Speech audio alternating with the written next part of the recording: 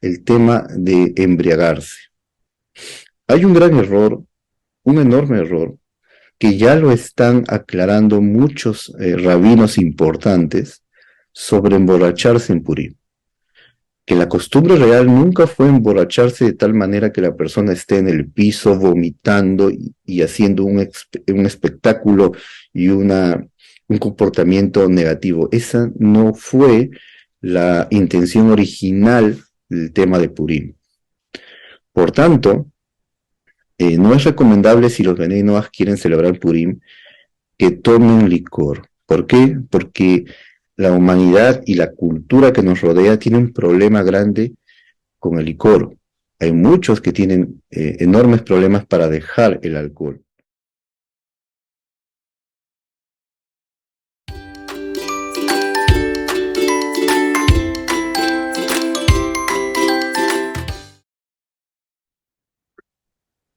Shalom a todos.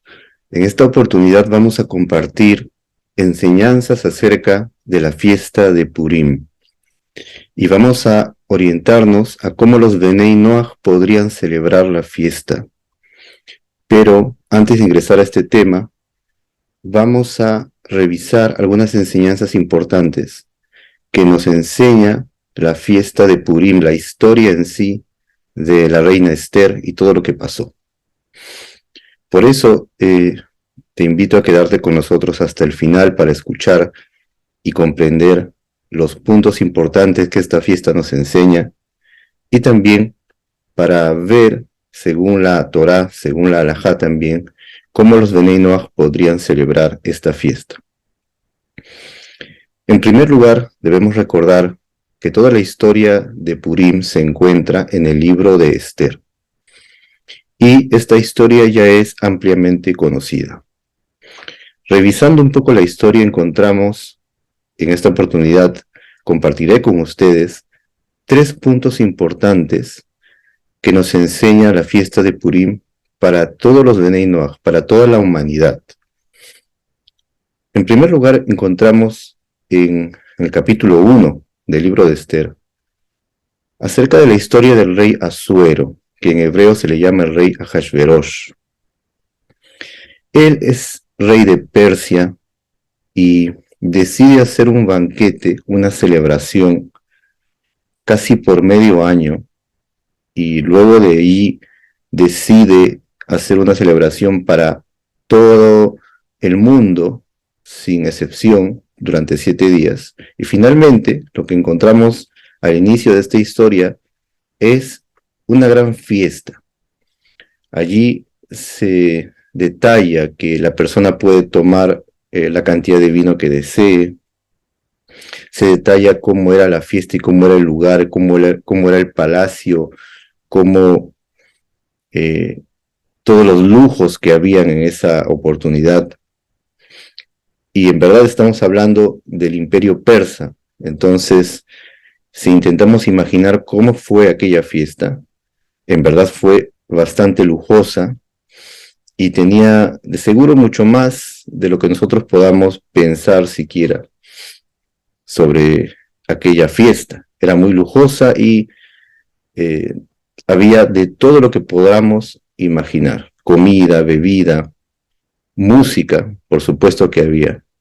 La transmisión oral también cuenta muchas cosas que el libro de Esther no detalla. Pero en resumen, era una fiesta bastante especial, bastante importante, porque el mismo rey la estaba organizando. Sin embargo, encontramos en esa fiesta un detalle muy importante que fue la parte central de la historia, y es que en medio de la fiesta el rey Ahasverosh, el rey Asuero, manda a llamar a su esposa, a la reina Vashti, y la reina se niega, y debido a que se negó, él, por consejo de sus ministros, la envía a ser ejecutada, y debido a eso es que él busca de nuevo una esposa, y allí es donde Esther es elegida. La pregunta es por qué pasaron estas cosas. La transmisión oral es la que cuenta de manera básica que estaba el rey Ahasverosh sentado con sus ministros, y entre ellos, en medio de la conversación, en medio de tomar vino, en medio de las comidas, los ministros de cada pueblo, pues sabemos que el rey dominaba no solamente sobre la zona de Babilonia o la zona digamos, la ciudad de él, que él había construido, sino que él dominaba en todo el mundo antiguo de esa época. En medio de esa conversación, comenzaron los ministros a decir: las mujeres de mi país son las más hermosas. Y de pronto, el ministro de otro país le dijo: estás equivocado, las mujeres de mi país son las más hermosas. Entonces, comenzaron a discutir cuáles de las mujeres de todo el imperio del rey Ahasverosh, cuáles eran más hermosas que otras. En ese momento el rey ingresa en esa discusión y dice que en realidad su mujer, su esposa, la reina, es la más hermosa de todas las mujeres de todo el imperio, y que ellos no habían visto algo semejante. Él, en medio de su tomar, en medio de su vino, por decirlo así, desea enorgullecerse de la belleza de su esposa. Y debido a ello es que él propone junto con los ministros que, para demostrar que su esposa es la más bella de todas, que la mande llamar para ver su belleza. Y la transmisión oral dice que no solamente la llamaron para que ella venga adornada y vean que ella era bella, sino que venga sin ropa. Entonces, en medio de esa, entre comillas, celebración, se les ocurrió esa idea, por supuesto, muy alejada de la moral. También la transmisión oral nos cuenta que al principio la reina Vashti sí había aceptado venir sin ropa a la fiesta, pero que por milagro divino su piel comenzó a dañarse con la lepra, y fue así que ella se negó por la vergüenza. Y debido a que se negó, y también nos cuenta un poco que discutió con el rey en su enojo la mató. Así empieza, y terminada esa fiesta, le aconsejan al rey que escoja una nueva esposa, y allí viene Esther. Así que la primera cosa que podemos meditar, estamos hablando de un mundo de Benei Noach, estamos hablando de un mundo gentil. Toda la humanidad de esa época hicieron una fiesta. ¿Y en qué terminó esa fiesta? Terminó en asuntos inmorales, terminó incluso en la matanza de aquella mujer, de la reina fue matada. Incluso dicen también que el rey Ahasverosh, al despertar de su borrachera, por decirlo así, él recién fue consciente de lo que hizo. Aparentemente, el asunto de mandar matar a la reina fue en medio de su vino, en medio de su borrachera. Bien, ¿qué nos enseña esto para toda la humanidad? Todos sabemos, no podemos negar, que existe un problema muy grande en el mundo, y es el concepto que tiene el mundo de alegría, el concepto que tiene el mundo de las fiestas, y cómo prácticamente cada fin de semana hay una fiesta. Y ya no es necesario que exista un motivo para que se organice una fiesta. Simplemente la gente quiere celebrar, la gente quiere alegrarse, la gente busca alegría. Y los busca en el baile, la música y en el tomar licor. Pero finalmente, ¿en qué termina siempre, generalmente, todas estas fiestas? Terminan o en asuntos inmorales, es decir, uniones prohibidas, la Torá mandó para la humanidad que haya una serie de reglas y una de ellas es que está prohibida la inmoralidad, es decir, la unión de personas que están prohibidas unas de otras. Y estas fiestas son como un lugar que permite que las personas crucen las fronteras y lleguen a la inmoralidad. Lo segundo que sucede, obviamente, es el licor y todo lo que provoca esto. No solamente puede provocar inmoralidad, puede provocar, como lo ha hecho, abundantes peleas, golpes, reacciones muy vergonzosas. Y en eso terminan las peleas. Y al final las personas dicen, bueno, es lo normal. Siempre sucede lo mismo. Cada fin de semana hay fiestas en diferentes lugares y se espera que exista todo esto, borracheras, pleitos, y que así termine y ya les parece normal. Y están esperando el fin de semana que viene para que se vuelva a repetir ese ciclo, porque la gente tiene un mal concepto de lo que es una fiesta. En el fondo, las personas buscan alegría, buscan llenar un vacío. Y por ese motivo existe este tipo de fiestas.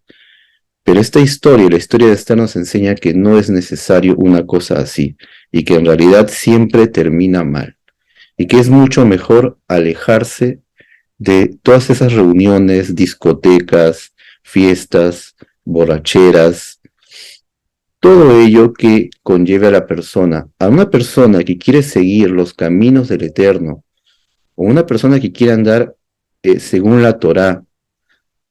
Estamos hablando tanto judíos como gentiles, que quieren andar según las reglas de la Torá. Si en verdad es así, no deben asistir a ninguna de estas fiestas, porque siempre termina mal, porque conlleva a llegar a pecar, ya sea a través de la borrachera en sí, o ya sea a través del ambiente que conlleva a la persona a cosas no buenas. Debemos entonces, todos los que queremos seguir al Eterno, alejarnos de este tipo de reuniones, que en realidad no nos van a dar alegría, no nos darán nada. Al final, todo termina en el mismo vacío que la persona ya tiene y por ese motivo está como esclavizada y constantemente busca este tipo de fiestas.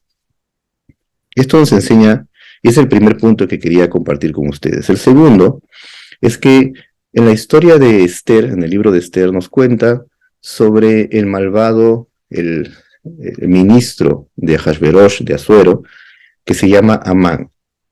Él viene a ser prácticamente el promotor de todo el mal que se cuenta en esta historia. Él va al rey y le pide permiso para matar a todos los judíos del imperio, de todos los lugares, de todos los países, que exista una regla que los podamos matar en un solo día. ¿Por qué todo esto? Porque ahí mismo, como todos conocemos, Amán estaba caminando y él había ordenado que todos los que estaban a su alrededor, que lo vieran venir, se inclinen y se postren ante él. Pero Mordejai, que es conocido como Mardoqueo, no se quiso inclinar. Debido a esto, nace un odio en su corazón, en el corazón de Amán, y allí está escrito que al saber que Mordejai era judío, se ensañó con todos los judíos también y buscó la matanza de todos ellos. Luego vemos en la historia de Esther que finalmente Amán termina humillado. ¿Cómo?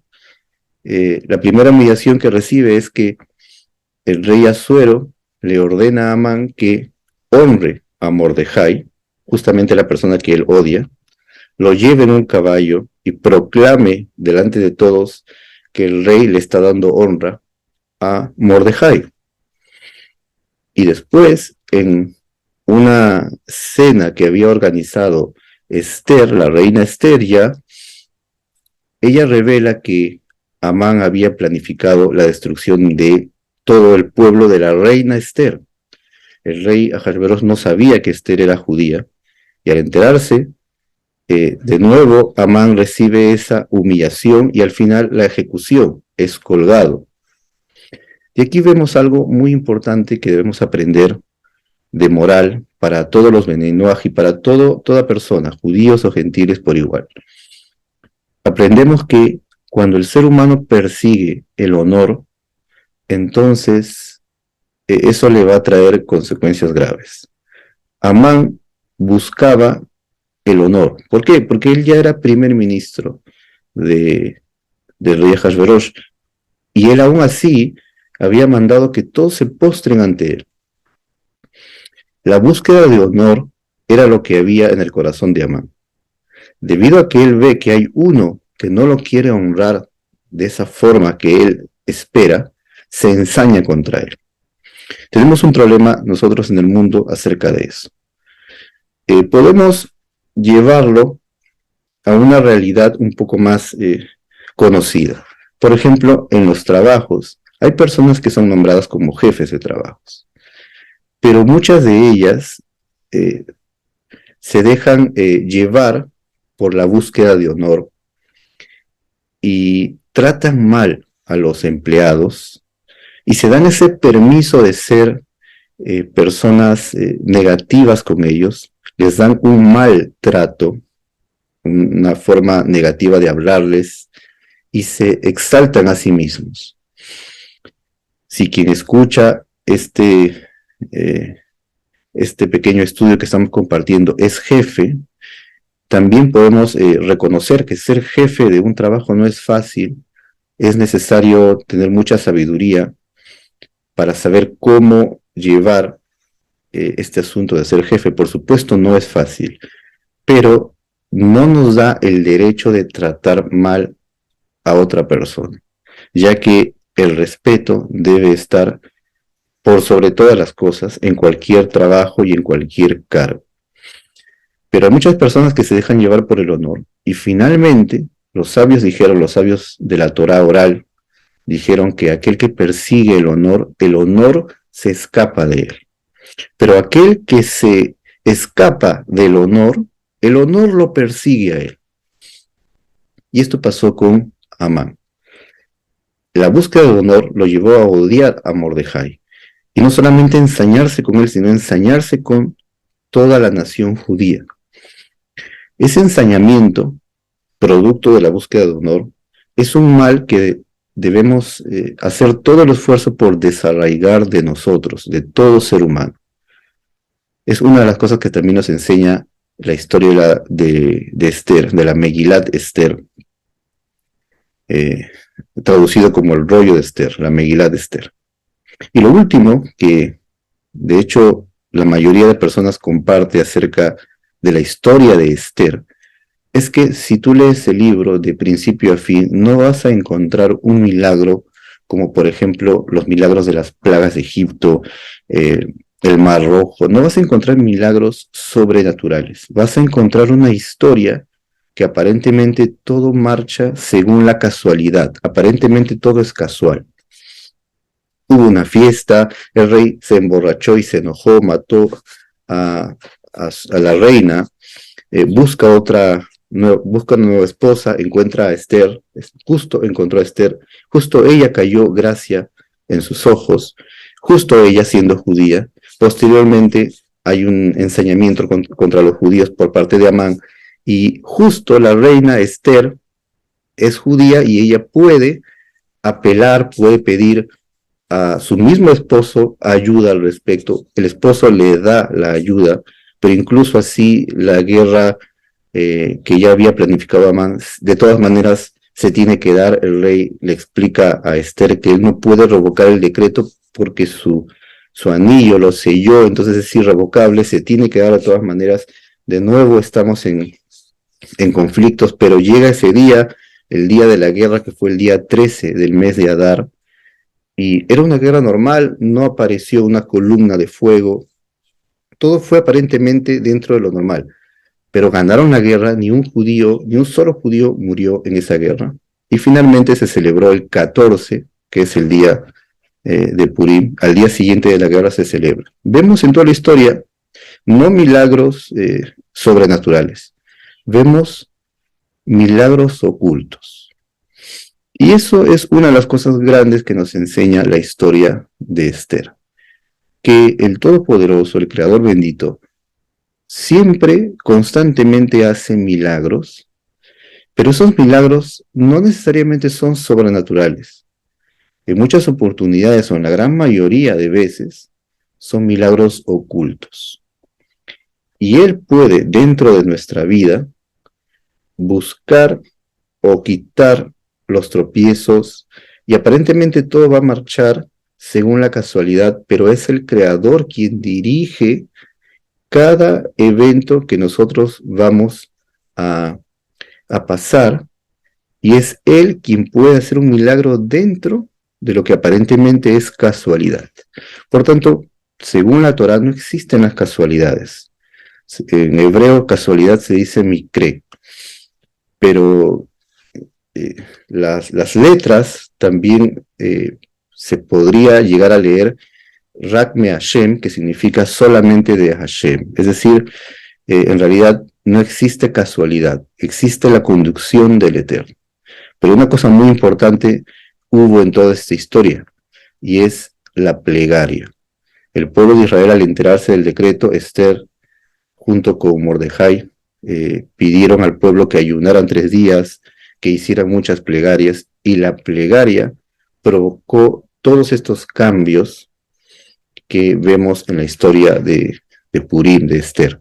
Por tanto, esto nos enseña a que en cada paso que demos necesitamos aprender a hacer plegarias constantemente. Necesitamos pedir al Eterno su ayuda, porque sin su ayuda no podremos avanzar en todo lo que estamos viviendo en esta vida.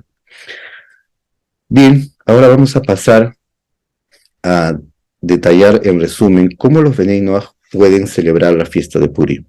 Lo primero que tenemos que decir es que todas las fiestas de Israel son obligatorias para el pueblo de Israel, lo que significa que los Bnei Noach no tienen la obligación de cumplirlas. Eso significa que si hay un Ben Noach que no puede celebrar ninguna de las fiestas de la Torá, no ha pecado, porque no tiene la obligación de hacerlo. La pregunta es, ¿qué pasa si desea celebrarlo por su cuenta? La pregunta es si lo podrá hacer o no. Y para esto hay distintos temas a tratar dentro de la ley judía, dentro de la halajá, de la Torá. Pero en esta oportunidad en Purim, podríamos decir también que sí se puede, sí los Bnei Noach pueden celebrar Purim si lo desean, pero siempre y cuando hayan algunas cosas muy importantes a considerar. Y lo primero que hay que pensar es que hay un error de creer que la fiesta de Purim es, por ejemplo, una fiesta de disfraces. Como algunos conocen el Halloween, algunos creen que Purim es el Halloween judío. Esto es un gran error, porque la fiesta de Purim proviene del milagro que el Eterno hizo y está en un ámbito de santidad. Entonces no podemos comparar algo sagrado con algo que es profano, obviamente, como el Halloween. Entonces, Purim no es simplemente una fiesta de disfraces. Que existe la costumbre de los disfraces hoy en día, es cierto, pero eso proviene del hecho que acabamos de ver, que el Eterno se oculta y estando oculto, aparentemente la casualidad, Él nos ayuda. Y por eso inició la costumbre de colocarse máscaras. Hoy en día no solamente se colocan máscaras, sino se disfrazan, pero no es una fiesta de disfraces. Mucho más, la costumbre de disfrazarse solamente tiene que ver con disfraces buenos. No pueden existir disfraces de seres malignos, de seres negativos. Nosotros entendemos a qué nos referimos. Algunos, en la fiesta de Halloween por lo menos, los disfraces son de cosas, de muertos, de fantasmas. Todo eso no tiene lugar en Purim, porque Purim es una fiesta sagrada. Entonces es demasiado negativo que alguien se vista o se disfrace de algo contrario a la santidad en Purim. No debemos reducir esa fiesta a una fiesta de disfraces. Segundo, la fiesta de Purim es una fiesta de alegría, por supuesto, pero la alegría no es, como dijimos al inicio, como la fiesta de Hashverosh, en la cual hubo inmoralidad.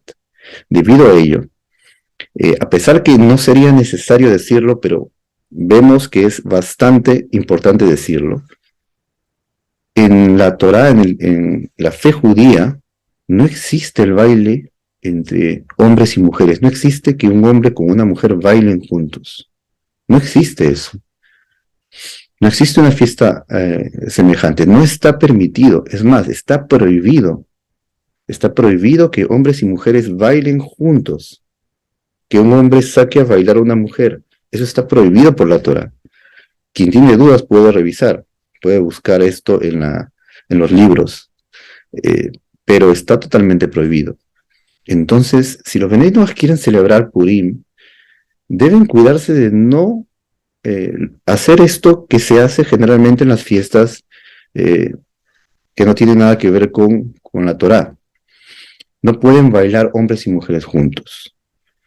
Generalmente lo que hacen es una separación para que hombres bailen aparte y mujeres aparte. Y obviamente que los hombres no vean a las mujeres bailar, porque no es recatado y porque esto provoca el pecado de inmoralidad. También, ¿qué tipo de música se bailaría en Purim?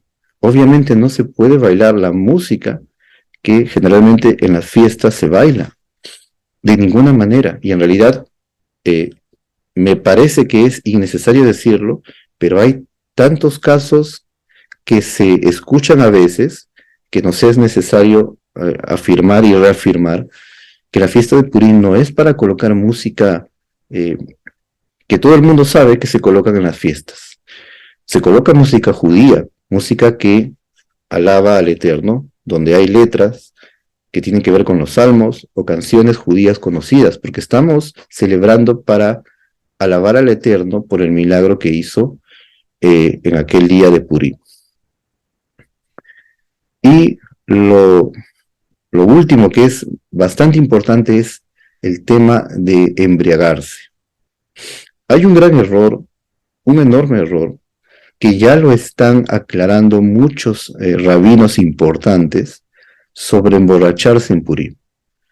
Que la costumbre real nunca fue emborracharse de tal manera que la persona esté en el piso vomitando y haciendo un espectáculo y un comportamiento negativo. Esa no fue la intención original del tema de Purim. Por tanto, no es recomendable, si los Bnei Noach quieren celebrar Purim, que tomen licor. ¿Por qué? Porque la humanidad y la cultura que nos rodea tienen un problema grande con el licor. Hay muchos que tienen enormes problemas para dejar el alcohol. Y no es recomendable que se tome licor en Purim para los Bnei Noach. Es más, el pueblo de Israel, que está obligado a celebrar Purim, también cuando tomen vino deben tomarlo hasta una medida en que simplemente estén un poco contentos nada más y luego ir a dormir. Tampoco al pueblo de Israel se le ha pedido que se embriague de tal manera que pierda todo tipo de control. Eso no es así, es un enorme error. Es un error que ha ido avanzando como un teléfono malogrado, lamentablemente, y he llegado hasta nuestros días pensando que en Purim está permitido embriagarse todo lo que uno quisiera embriagarse y finalmente llegar a los grandes excesos. Aparentemente las personas piensan que se les ha dado permiso en Purim para excederse en el alcohol solo ese día, como si fuera un permiso, un paréntesis, pero no es así. No es así. Y tenemos que pensar una cosa, los Bnei Noach no están obligados a cumplir Purim, y aún así lo quieren celebrar. Y queriéndolo celebrar, van a pecar embriagándose y llegando a esos extremos. Obviamente que no. Y estaríamos haciendo lo mismo que hizo el rey Asuero. Convertir la fiesta de Purim en una fiesta como la que tuvo el rey Asuero al inicio, una fiesta de excesos, de inmoralidad, de embriagamientos que terminan con cosas muy malas. Esa no es la voluntad del Eterno y no podemos tomar Purim, que es algo sagrado, y profanarlo de esta manera. Por ese motivo, los Benei Noach no tienen y no deben de tomar licor en esa fiesta. Lo mínimo que podrían hacer si desean celebrarlo es hacer una comida y es escuchar música judía que alaba al Eterno, hacer una separación, si quieren bailar la música judía, por supuesto, pero sin ningún tipo de exceso. Y, por supuesto, que si quieren celebrarlo, pueden tomar una Tanaj, una Biblia judía, y leer el libro de Esther, tal como lo hace el pueblo de Israel. El pueblo de Israel tiene que leer la historia de Esther en la noche anterior y el día siguiente en la mañana. Incluso durante todo el día también pueden hacerlo. Los Benei Noach, si desean, también pueden tomar una Biblia y leer el libro de Esther, porque al leerlo están mencionando cómo fue el milagro oculto que hubo en esa oportunidad. Lo pueden hacer, no hay ninguna prohibición que los Benei Noach celebren Purim, siempre y cuando lo respeten y no lleguen al pecado, intentando celebrar una fiesta sagrada, llegar Haz Shalom al pecado. Eso no es correcto. Bien, hasta aquí llegamos por el momento. Que el Eterno entonces nos permita a cada uno de nosotros seguir viendo milagros como lo vimos en la fiesta de Purim, milagros ocultos, pero que nos hacen ver y nos hacen entender que el Eterno siempre está con nosotros en todo momento. Muchas verajot a todos. Shalom.